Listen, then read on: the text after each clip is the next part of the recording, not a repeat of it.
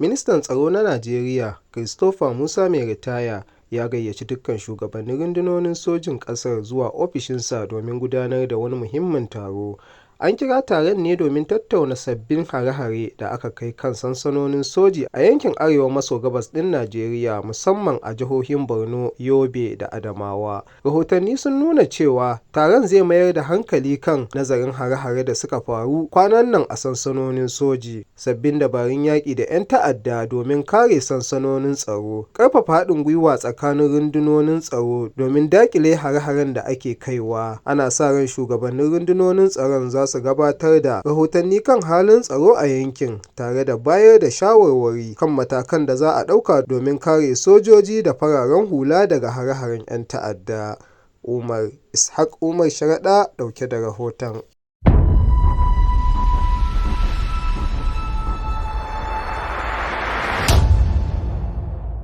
Da na 360 tashar albarka. Danna mana subscribe sannan ku danna ƙarawar sanarwa domin samun sanarwa a duk lokacin da muka saki sababbin shirye-shiryenmu na labarai, rahotanni, kuma sharhi akan al'amuran yau da kullum.